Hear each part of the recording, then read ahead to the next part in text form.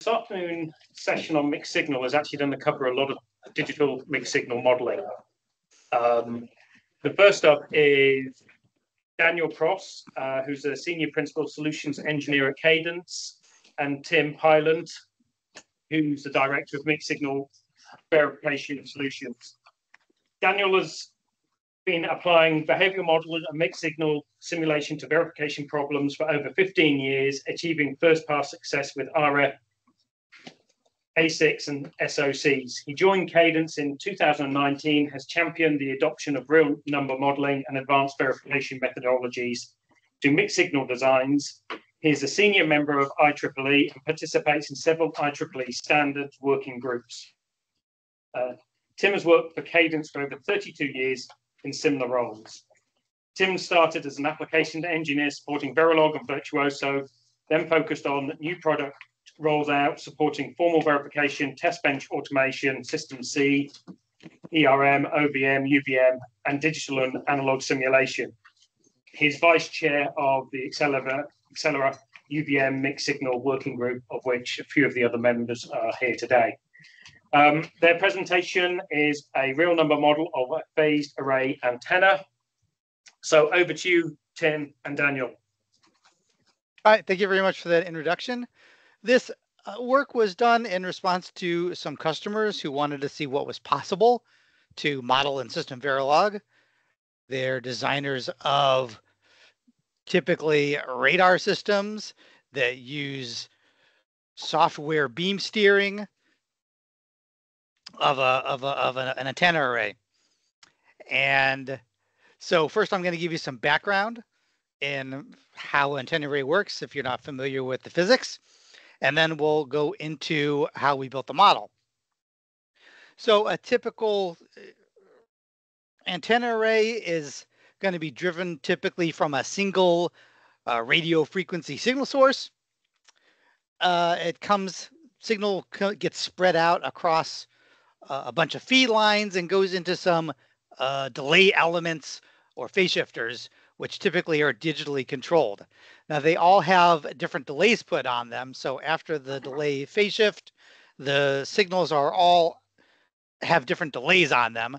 And then they hit these antenna elements at different times and they radiate one at a time. And of course, those wave fronts at some places are going to add constructively and at some places are going to add destructively. And so what you end up with is a main lobe that's pointed in a certain direction, and that direction is controlled just based on what phase shifts you put on the phase shift elements.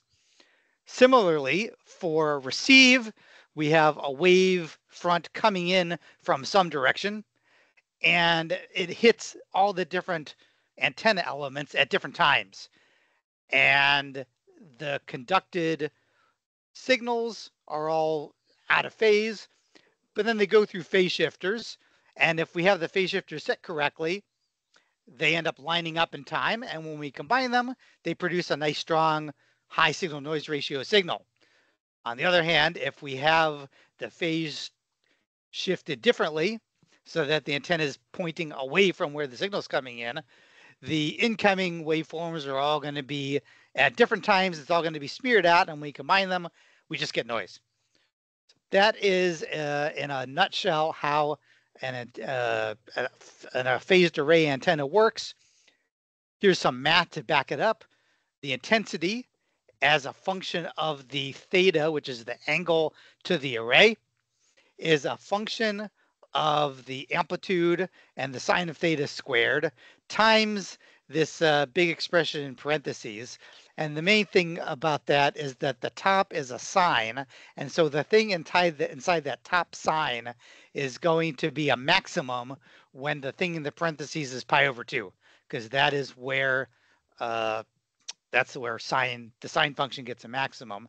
And then to make things simpler, we're going to set d equal to lambda over 4, where d is the spacing between the elements, lambda is the wavelength of the light. And so if the spacing between the antenna elements is a quarter wavelength, this math ends up working out a lot more simply. You can see that the 2 pi d over lambda term goes away. So if we take just the interior of that parentheses with that assumption of D equals lambda over 4, so then we just set the resulting thing inside the parentheses to pi over 2. And so we want that to be true in order to find the maximum, which is going to be where the peak signal energy is. In other words, the angle at which the antenna is being steered. So we solve for theta and we get this expression, which is an inverse sine. And you can see that phi there is the relative phase shift that the signal is being subjected to in those phase shifters. And then if you want to control, go back, I'm going to just do the second half of that, which is that if you are doing receive, so you want to point the antenna in a certain direction, you want to set theta and solve for theta. And so it's the opposite expression. I have references that point to a slightly different treatment of this, but they work out to be about the same. Okay. So now the question is, so that's what we need the model to do. The point here is that we want our model to basically let us know if we've hooked up the phase shifters correctly. They're generally speaking going to be driven by the digital part of our system. And we want to make sure that our algorithm for steering the antenna and our connections have all been done correctly. And that's why we want this digital simulation model. So to simulate this in SystemVerilog, we're going to need to use a concept of SystemVerilog known as a user-defined net type. And now Tim's going to explain a bit about what that concept is in SystemVerilog. Tim? All right, thanks. So we need to give some background for those that aren't familiar with user-defined net types, because that's going to be crucial for creating this model of the beamformer, as Daniel just explained.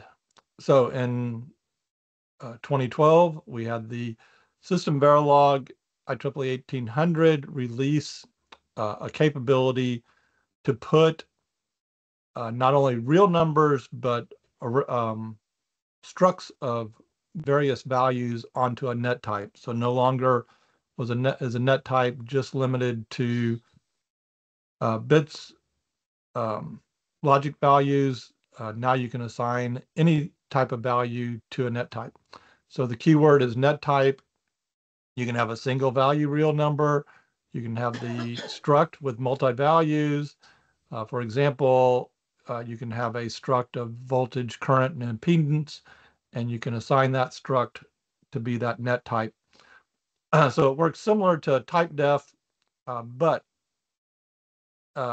it also allows a resolution function.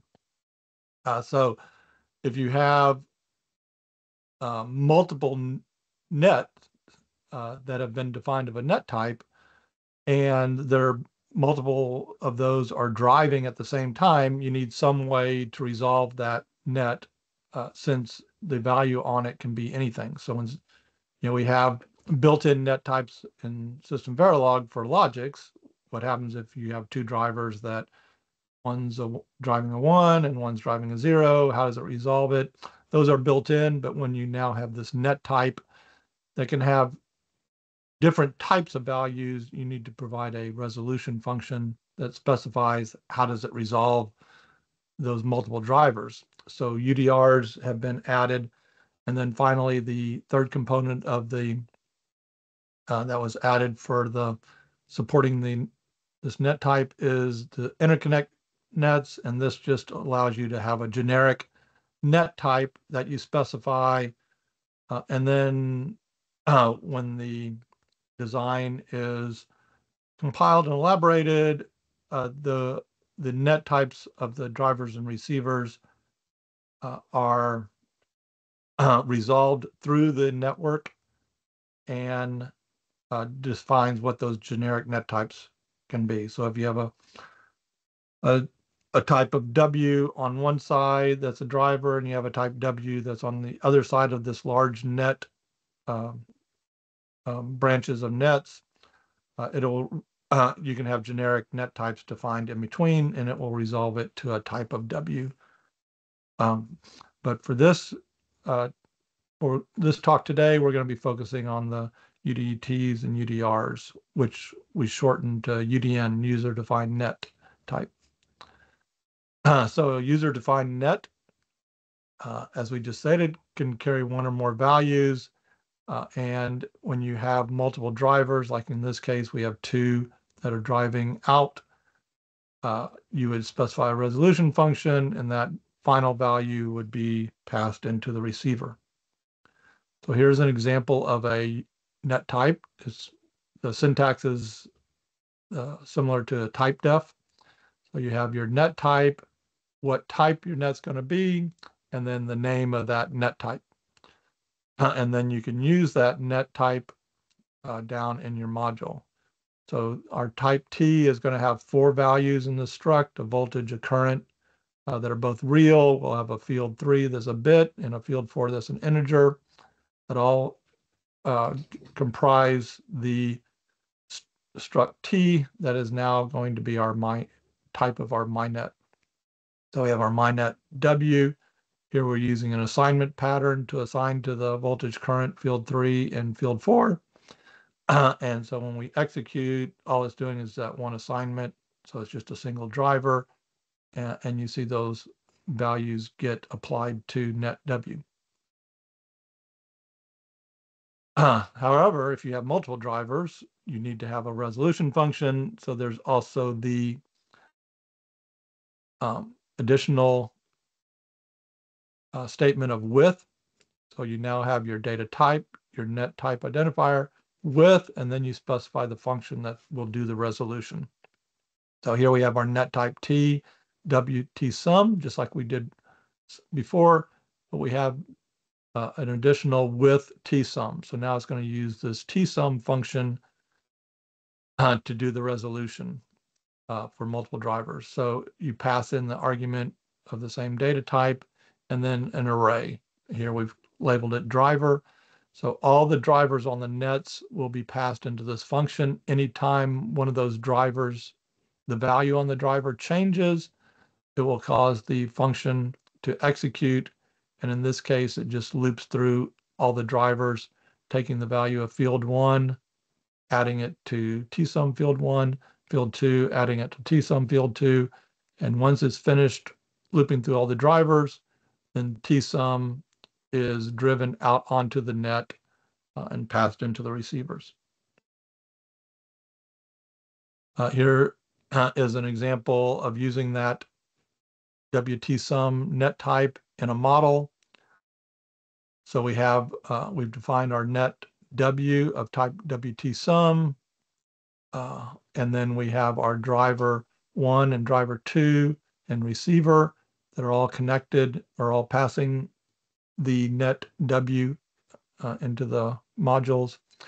And so here receiver 1 has an input of WT_sum, and then driver 1 and driver 2 are driving different values onto the net. And then you see a resolution when you run the simulation. You'll see it resolve to 4, which is the addition of 1 and 3, and 6, which is the addition of 2 and 4. So that's how the new concept of UDNs works that we are taking advantage of for creating the beamformer. Thank you, Tim. And we're going to need 2 new user-defined net types to do this model. One is going to be used for the radiated power, and one is going to be used for the conducted RF power. So the radiated, the conducted RF power is actually done for a prior work to this. Includes it's got a struct with 4 elements. One is the power in dBm. It has a frequency, a relative phase, and a reference impedance. And that is for conducted RF. And then for the radiated net, we'll have the power in dB watts per meter.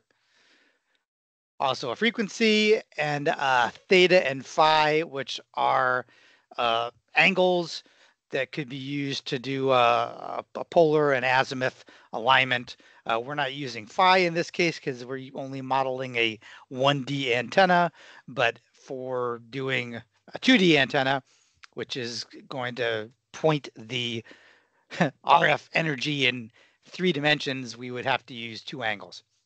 So it's built in. We have some math definitions that are defined in our package that contains the UDNs, as well as some utility functions that are just there to convert degrees to radians and radians to degrees for sort of non-important historical reasons. The conducted RF net uses degrees for phase, while the radiated RF net uses radians. So we have to convert between them in order to make things work. So that's what those utilities are for. So when we want to transmit, we use this particular model. We have our antenna array, and we are just assigning to an angle, which we're using the variable theta. Using this inverse sine, which you saw in the math slides. And that is done based on an average phase, which is computed from all of the phases of the inputs, which are coming in on RF power net, which you can see is an array of size n, and that is conducted RF nets that all have a phase element in their structure. And so we take all those phases, we average out the phase difference, and we get an average phase difference across the whole array, and that goes into the equation. Those functions are there just calculating our averages for us. And then we assign that to the emitted RF, and go back there just to the final. Yeah, the final assign statement down there where we're assigning to the output, which is RF emit, which is the actual radiated output of the antenna. We have power, which is just the sum of all the input powers. And the frequency is just the average frequency of all the inputs, which ought to be all the same frequency. And then the theta, which is the angle that we computed in the expression above. So that's the radiated RF emitting that's coming out of the antenna. So we'll go on. So this is the phase shifter.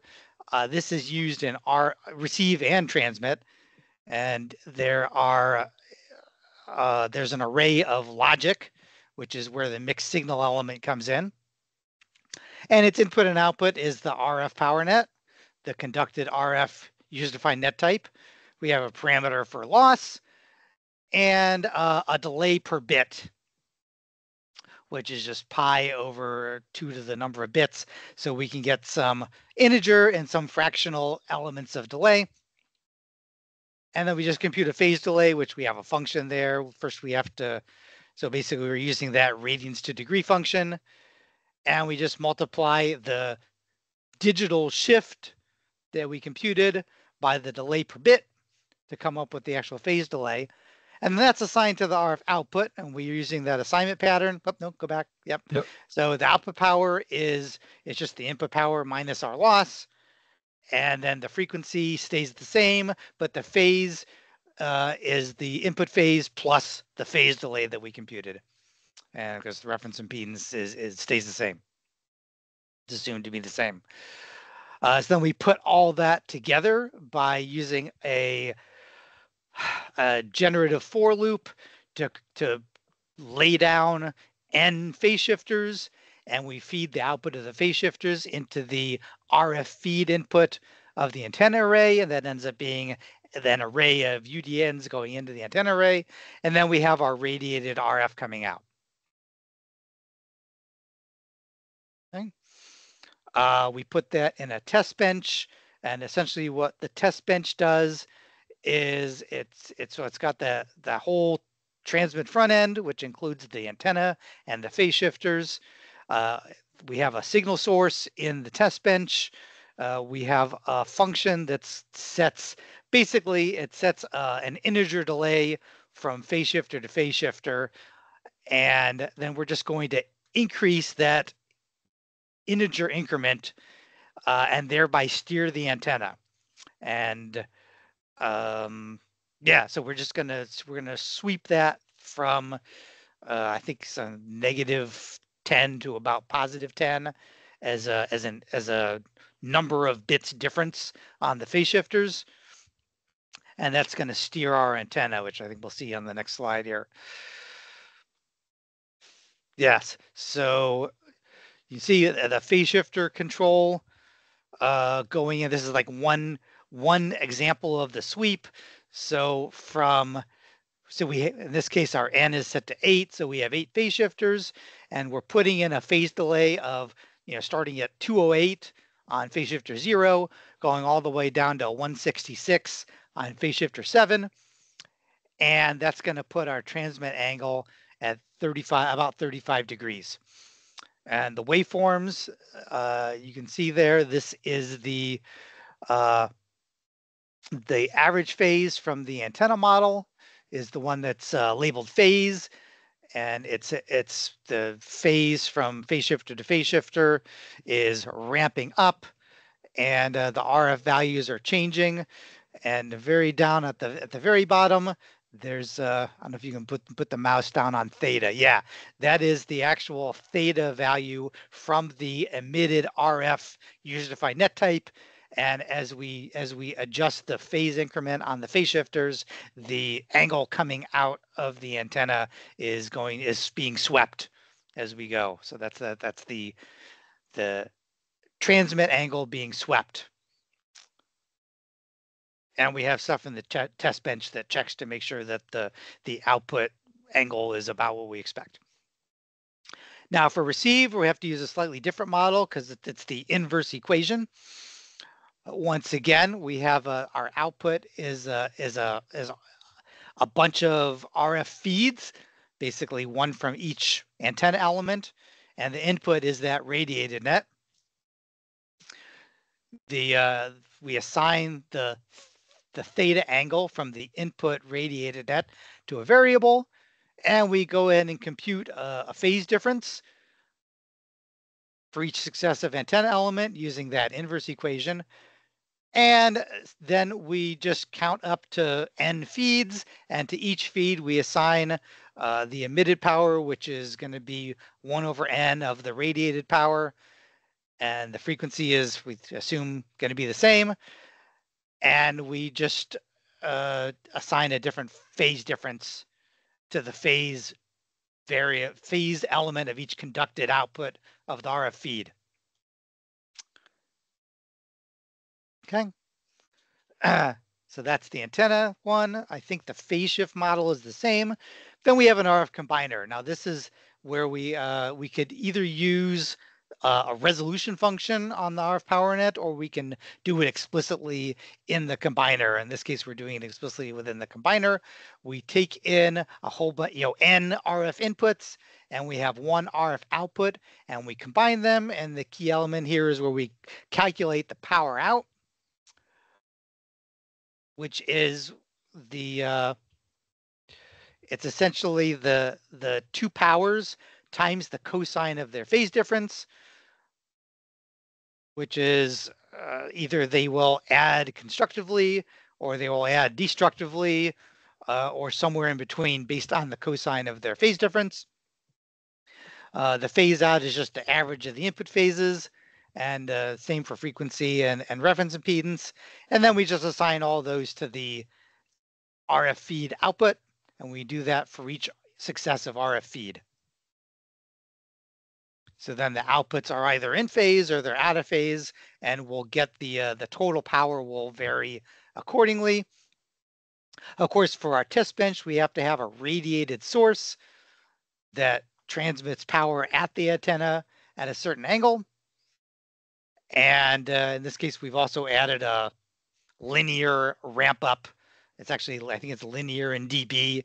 So it's going to ramp up in dB in 32 steps as it turns on and off, which is just to add a little element of realism. And it sets the theta to whatever we set the element to, which is our real value on the input of this module, which is going to be set for the test bench. Go on. And we build up our test bench. We have our source there. the RX front end. And once again, we're going to sweep the antenna by changing the target theta, which is the idea is you're tracking a target out there in space. And so that's the angle that's going into the radiated net. And then we're just going to set a relative phase shift on all of our phase shifter elements to steer that antenna to try to find the target. And we've got some stuff in the test bench to pick out which antenna steering setting got you the maximum power, so that you can extract where your peak power return is, so that you know what angle the target is at relative to the antenna. So I think we've got some results. So we set our target angle. In other words, that's set in the test bench. That's the theta we're putting into the radiated net. And then we sweep the antenna using different relative phase shifts on all the phase shifters. And we look at the combined output power, and you see it starts there. It starts at -2, goes down to -8, and then eventually goes all the way up to 8.9 dBm. And that's the indication of where the peak power output is. And we look at what the phase shifters were when we got that peak power, and we extract the angle that we were looking at when we saw that peak power, which is in this case 38.6 degrees, which is basically the 40 that we put in. And there's some finite resolution, simply because we've got finite resolution on our phase shifters. So there are only certain increments you can hit. And you can see that graphically over on the waveforms, where the power, as we sweep, the power reaches a maximum and then falls off again. And the top line, the one that's kind of sloping down, which you can't see the label of, is the radiated theta. So we're changing the theta, and then we're sweeping the antenna. And if you look closely, you can see that as the incoming theta changes, the peak is moving somewhere else in the range of the antenna sweep. So I think that's all we got. Is there anything more there, Tim? Nope. Yeah. So we can sum up. Do you want to take the summation there, Tim? All right. So these are so you can kind of imagine what you would use a beamformer for tracking radar, 5G communications, ultrasound seismology, radio astronomy. So this is a model that is very useful in RF design, and you can and we've been able to demonstrate that you can do that with a real valued model that gives you the resolution you need, except with a lot higher performance than trying to do this with an RF type pure analog type simulation. So additional things that you can add to this, impedance effects, antenna gain. You can put a full radio front end. You can model the amplifiers, mixers, ADCs, and DACs. You can model all that with real numbers as well, real number models. The wideband behavior. So if you want to have variable spacing, signal modulation, obviously that's easy just by changing the value of the real number. And then expanding this, as Daniel said, we just had a 1D array. By adding the phi in there, you can make it a 2D array that does all three angles. So this is a basic model just to show you that you can do RF type modeling using real number modeling and integrate it with a full mixed signal design where you can run at the same performance as your digital by incorporating in the analog. Here's some references that were used for this model with all the mathematical functions. And then here is a rapid adoption kit that you can download to actually run the model if you would like. So you can scan that QR code, and that'll take you to the support site where you can download the full video and model that was used in this design. So we have plenty of time for questions that you might have. Do we have any questions in the room?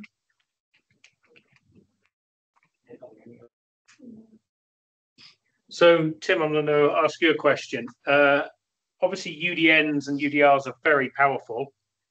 Most EDA vendors supply one that we all use for electrical. How easy do you think that is for someone to pick up a UDN and go and build an RF solution like this without your help? It seems quite involved. Yeah, so we were hoping that Paul would be able to expand on that, since he's actually was exactly that, an analog designer that tried to pick it up and use it, and some of the problems he ran into, where you have to approach modeling with a little bit different thought process than doing an analog type design. So there are some tips. Daniel, you want to go into some of the things that maybe an analog designer might need to change the way they think in order to use these real number models? Yeah, I think the key thing is that it's verification. So you really need to know what you need to verify and how much detail you need to verify that. And you want to make sure to use, whatever mechanism you're using, whether it's a UDN that somebody built for you, or whether it's one you built for yourself, or whether you're not going to use UDNs at all. You have to make sure that it's fit for the purpose, that you're not making the simulator do more work than is absolutely necessary, because performance is really key with digitally verifying large systems that have mixed signal content. You really don't want to compromise your performance. So you need to make sure that you're simulating the behaviors that you really need in order to verify the system. Yeah. So what Daniel is saying is key. First of all, if you can model it with a single real value, that's the easiest to use, and also the higher performance, because as soon as you put a resolution function on there, that has to start taking the values from the different fields and doing operations on them. That's something that happens every time a value changes, and so you have a lot of events that are being added to the simulator, especially if it's a very active signal, such as in RF. So you really want to kind of default to a single real number value, and then only if you really need, like in the case you mentioned, the electrical equivalent nets, only if you really need to solve for impedance or compute current or things like that, do you look at using a more complex UDN that has the VIR or whatever. And in the case of RF, and RF, or even just an analog signal, you don't want to model the signal itself with a bunch of individual values as points along the curve. You want to model like you did in the RF, where you just provide values that are parameters that define what the signal looks like. So you don't want to, so for a sine wave, you'd want to provide the values of that describe the sine wave, what the amplitude, the frequency, the offset, things like that, and then let the model do the computation and not try to reproduce the waveform. Yeah, reproduce. Yes, exactly. You don't want to reproduce the waveform. So I will also mention that for a number of UDNs, Cadence as a provider, where we provide a UDN, we also try to provide a number of primitives and design examples to make it easier to adopt. Thanks, Daniel. Mike made it clear that we have to run to a schedule, so the next session is not till 2:20, so we've got about 15 minutes before that can run, because there might be other people who want to come in. Are there any other questions for Tim and Daniel? I've seen people wanting to do RF like this, but the maths is quite evolved. I can imagine debugging that is some fun for the EDA vendor. All right, thanks very much for your time. Yeah, just a couple other tips since we have time to spare. When you're modeling, Daniel also stated right at the beginning, don't try to exactly duplicate the analog. Think about what the output is that you want to produce and create the model that generates that. Sometimes you can do it with functions. So take advantage of the ability to use functions to manipulate the data. Use a lot of, there's a lot of time a lot of dependencies on time in the analog design. So you can use the real time to grab the value and store that and look at time throughout the loop. And your loops don't always have to be fixed. You can have so if you want maybe a loop that loops over a longer period until you recognize a pattern. So you have a long period of time before the signal starts to ramp. You might have a slower loop time. And then as you see that the value is starting to ramp, you can increase your loop time by using a variable within the loop. So don't always think about just using a fixed value of looping for looking for values or assigning values. Any other tips, Daniel, for creating a model? Yeah, just you need to remember that you're making a model, and you have to know you're going to ask it. The reason you're making a model is because you want to ask it questions about what's likely to happen. And you need to make sure that the model is suitable for answering those questions, but doesn't have a lot in it that is irrelevant to those questions.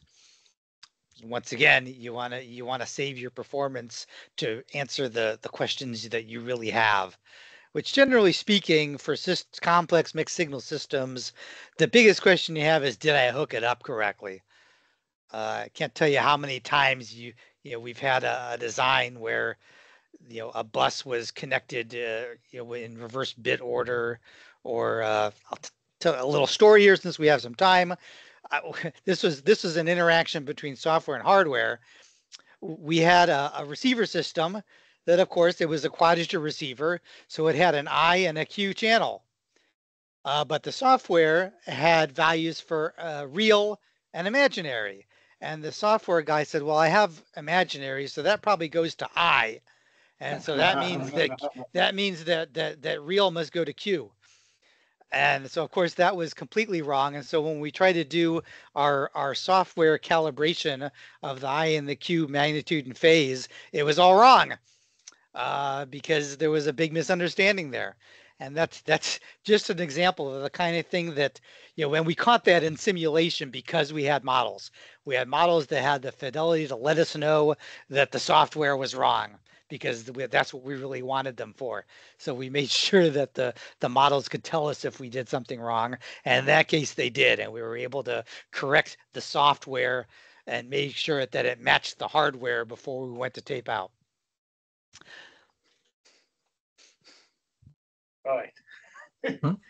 Yeah, I mean, the thing with the true story. Yeah, I know. And this is what a lot of people take on DMS, thinking that gets rid of the analog solver.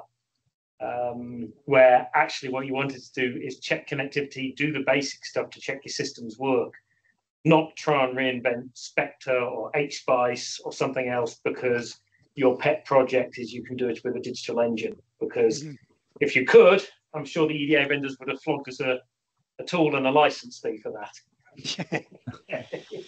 Yeah. I would say that, like this model is not for checking your signal to noise ratio on your antenna or your immunity to jamming or anything like that. Like That's what, that's what Spectre and our 3D EM solver is for.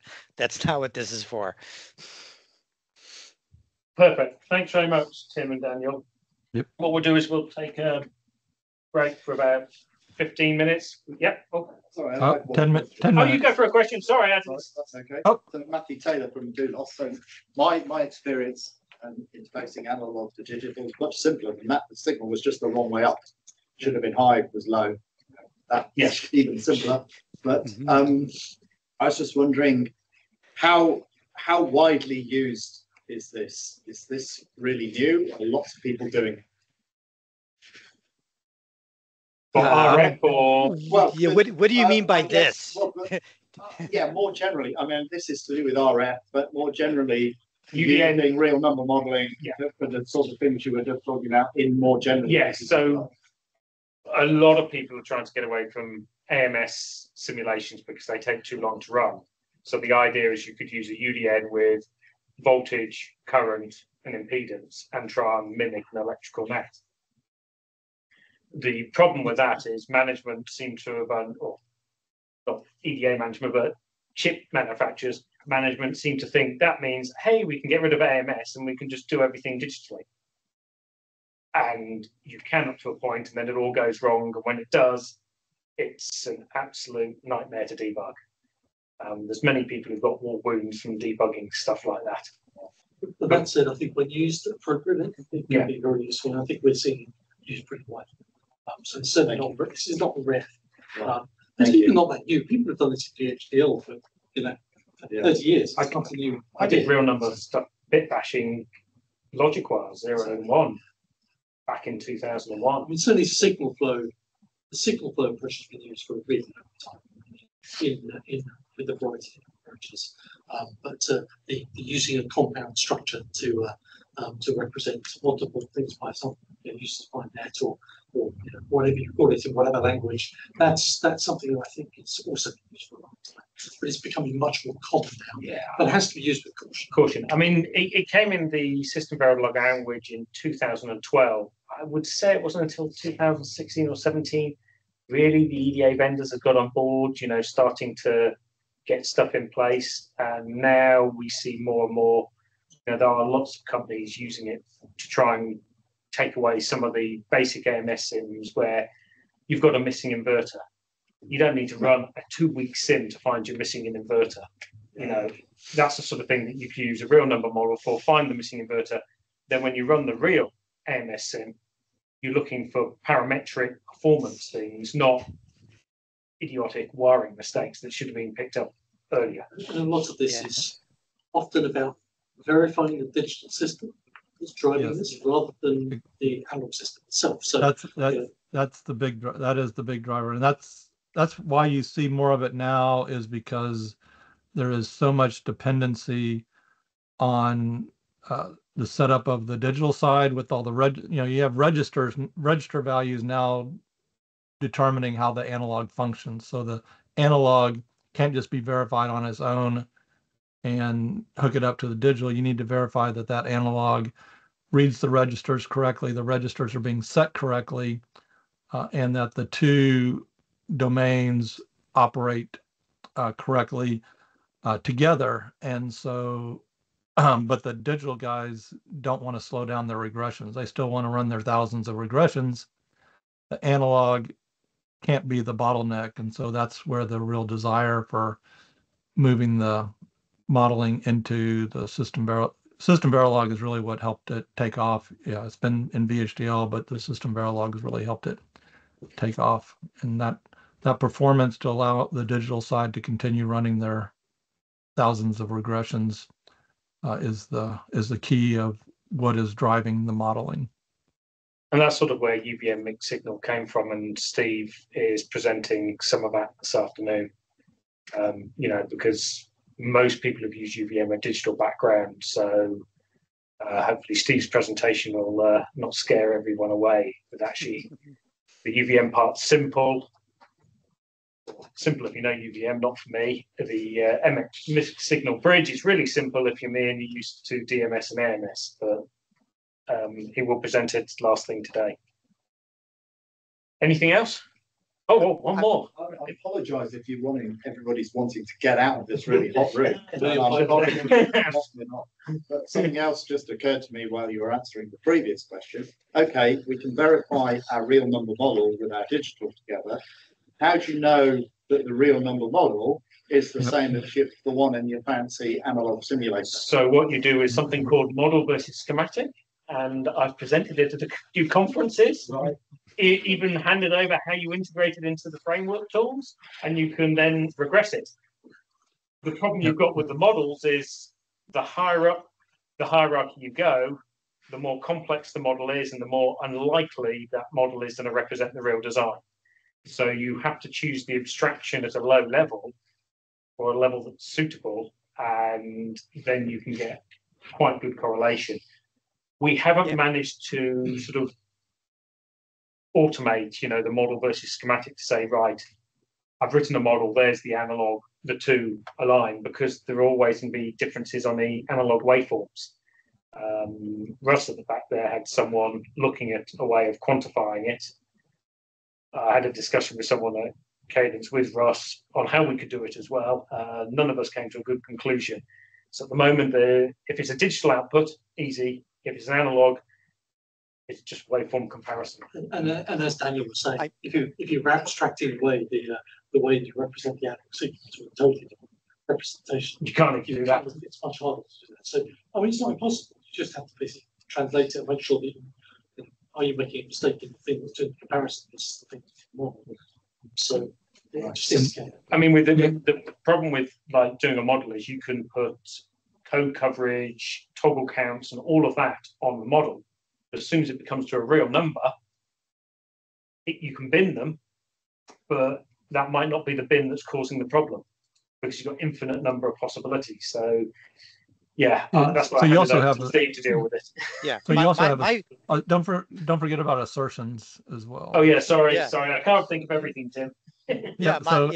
My feeling is that you really want to use all of those digital verification techniques that you use. You just want to apply them to your analog. That means you write a stimulus, you write measurement widgets in SystemVerilog, you write assertions, and you write coverage, and you apply all that to your digital model, and then you run those same things to to stimulate and cover the analog. Yeah, I mean, you can do things like if you've got, I don't know, like take an oscillator that's got trim. You could every time the chip starts up, get it to randomize the offset, so that you've got to cause a trimming profile or a band gap or something like that. And that's what we've done quite often, is just to try and check all those connections and all the rest, rather than just go, I know it's ideal. But again, it depends on what you're wanting to do. Some people go, I'm not bothered about checking the trim connections, I'll do that in AMS. It's up to them. Right, is there anything else? Tim?